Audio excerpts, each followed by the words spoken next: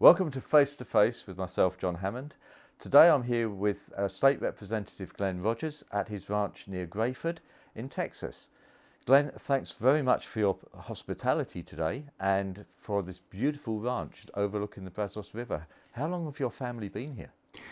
My family's been here on this particular ranch since 1906. They've been in Palo Pinto County since the 1890s. That's a long history. It is. It is. It is. How long have you been active on the ranch yourself?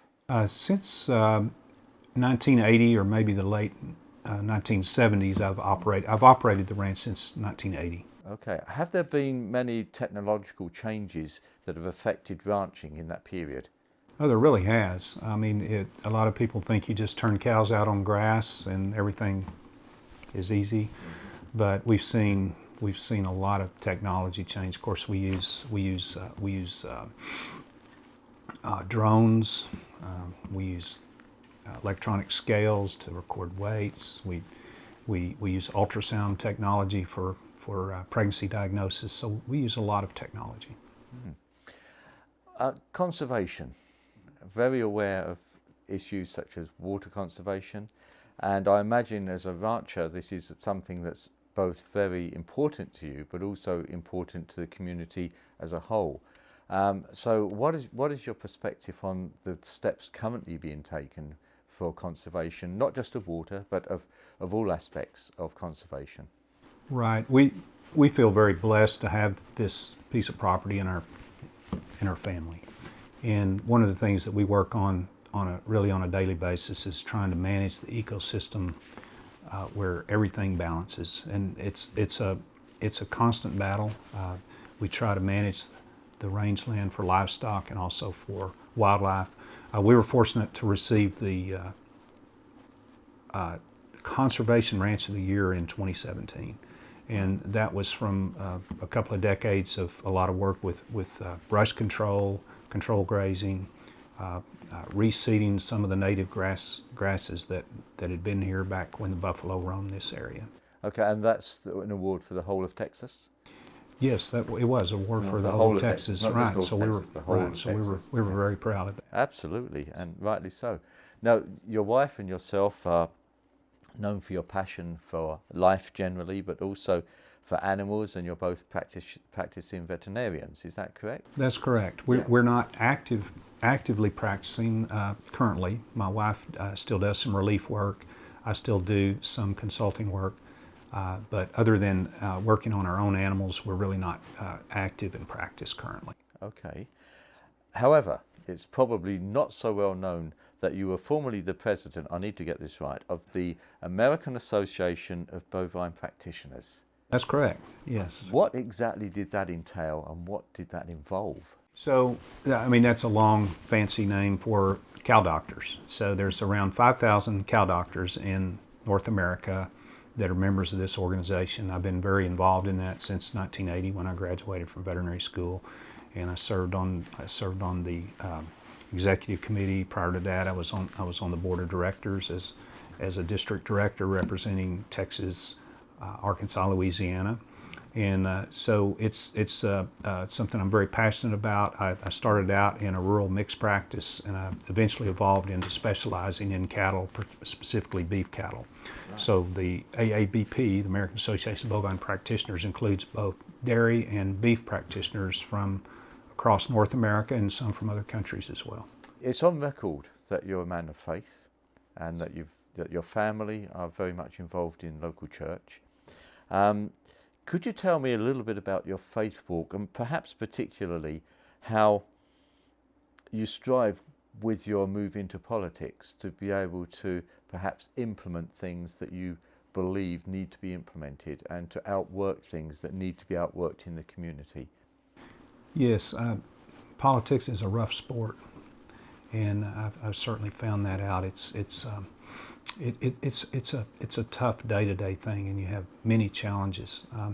But on the other hand, you have an opportunity on a daily basis to express your faith.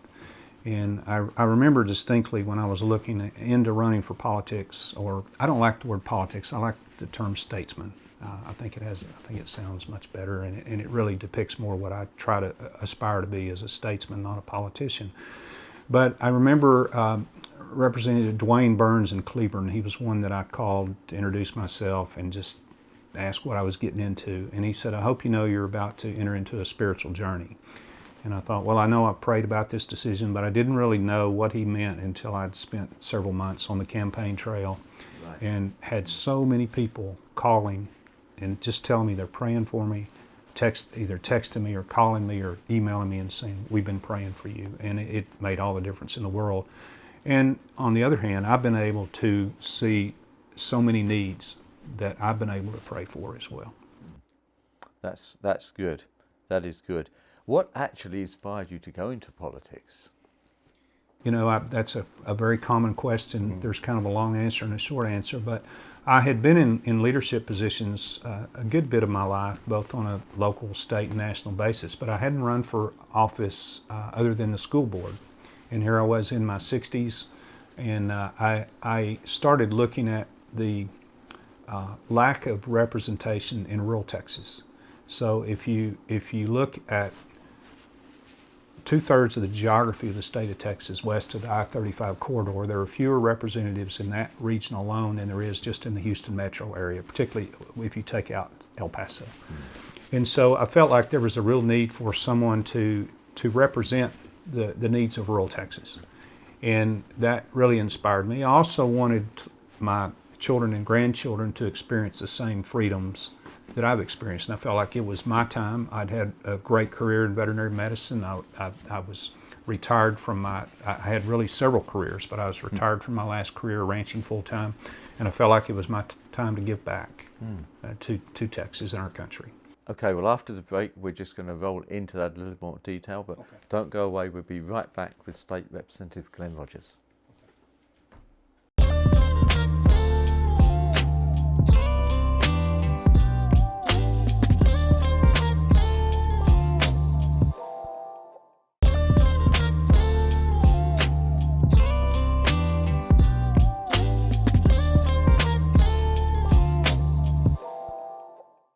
Welcome back to Face with me, John Hammond.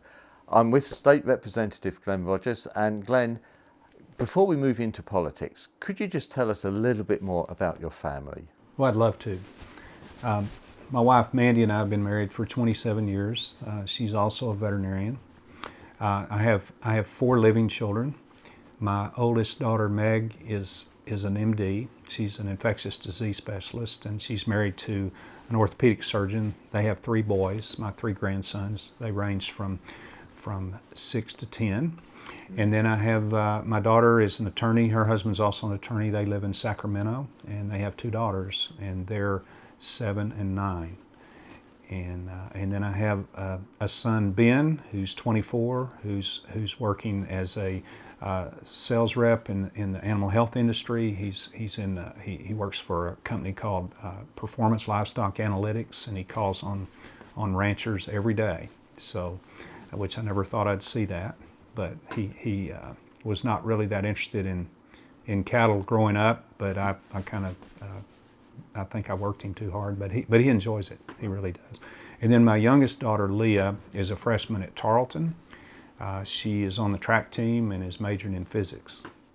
So, we talked briefly about your faith walk, and let's move into politics now. One of the things that you're very openly promoting is the whole issue of pro-life. Yes. Could you tell me more about that? I mean, I understand the concept of it, but why do you feel so passionately about this? Is there anything that specifically has helped you to focus on that as such an important aspect?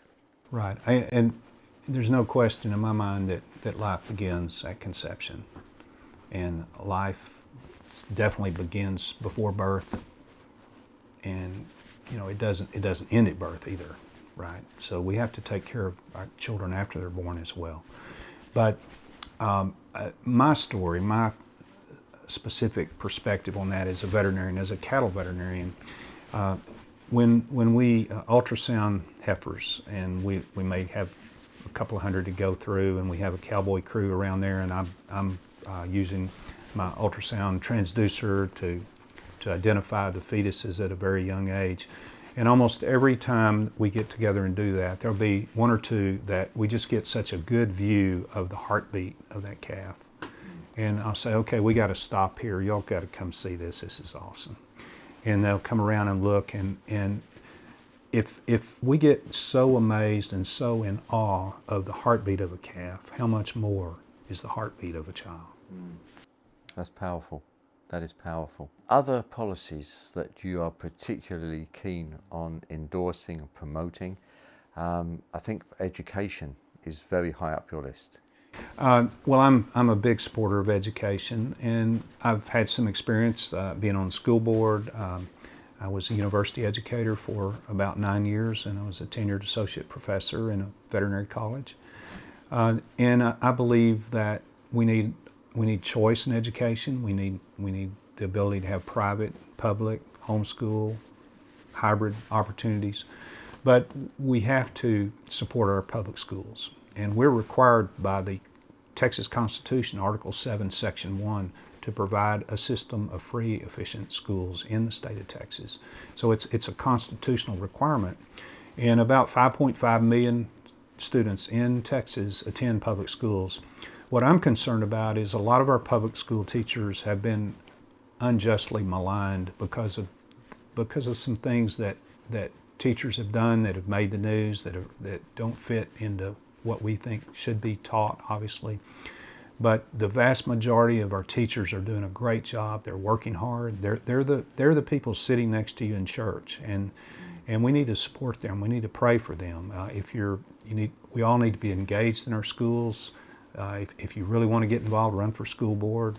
There's all kinds of ways that we can support our teachers, and that's what I want to do in my role as a state legislator. You've got two policies there that you vehemently support. You're only in your first term, so you effectively have 3 more terms. Do you believe that you're in a position and able to make a change, to be able to implement change of some kind that's going to take us forward in the right direction in these two specific policies? I believe so. I know I don't look like a freshman, but I'm still in my first term. And I was able to carry the 13th check for retired educators as a freshman. It was a governor priority bill, and it provided up to $2,400 in a one-time supplemental payment for up to 450,000 educators. So it was a major piece of legislation, and I was really thrilled to be able to be involved in that, particularly now where our retired educators are facing over 8% inflation and relatively low annuities, and 95% get no Social Security. So I was very, very pleased to be involved in that legislation. So I think that made a difference, my involvement in that. I want to make a difference for our district. I'm really passionately interested in water. Water is life, and we just take it for granted. And we have many areas of Parker County and Palo Pinto County that are in dire straits right now in terms of future water access, and that's going to really limit our growth if we don't get our head around how to improve our water infrastructure in many parts of Texas. So just on the subject of water, you're living really close to the river here, and very recently you had an expedition, if that's the right expression, on the river. Could you tell us the purpose of that? Yeah, I love the river. The river is a metaphor for life. It really is. I mean, if you sit up on the porch and you watch the water go by, and it's going to wind up in the Gulf of Mexico. The Brazos River is 840 miles long. It's the longest river in Texas.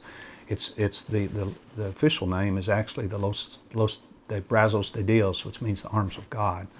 And I love the river. One of my favorite books is Goodbye to a River.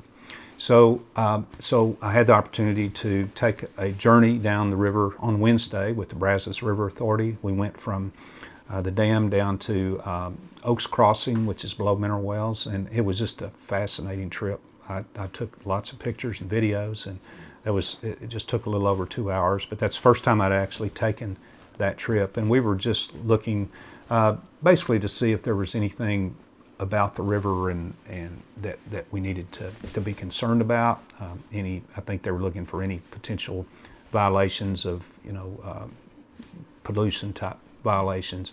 But this is the John Graves Scenic Waterway is what it's called, this part of the river. Right. And I think it's very important that we preserve this treasure for future generations. Absolutely, absolutely. Glenn, this is a beautiful position for this ranch, and could you tell us how you named it, why you named it the way you did? Sure. We've always called it the River Ranch, and Holt is a family name. That was my grandmother's maiden name, and Tank Holt is who bought this property in 1906. My son that passed away when he was 6 years old in 1993 was named Holt, and so we named this ranch in his honor. We have a rock cross memorial about a mile down the river that overlooks the river facing north, and it has an inscription on it from 2 Samuel 12:23, "I will go to him, he will not return to me." And that was from King David when he was talking about the loss of his son Jonathan. So my great-great-grandfather, James Thomas Holt, he was known as Tank, and the reason he was known as Tank is because he helped dig the first reservoir for the city of Honey Grove in Fannin County. And my family was in Fannin County. They migrated from Virginia to Fannin County, and they would have come in the mid-1800s. And so he was a merchant, and he had a cotton oil business where they took a whole cotton seed and crushed it and made cotton oil that was used at that time for heating. It was used for cooking and heating at that time. So he came to Palapena County in the 1890s and began buying land, and that's how our family wound up at this property. He also built a hotel in Mineral Wells that was called the Colonial Hotel. It was built in 1906. Later became the Dameron Hotel, and he traded the hotel for a ranch, but he continued to live there until his death in 1919. Glenn, thanks very much for your time, for your hospitality today. It's been inspirational just to hear your story and to hear your aspirations. Unfortunately, that's all we do have time for today, so please join us again next time on Face to Face. See you then.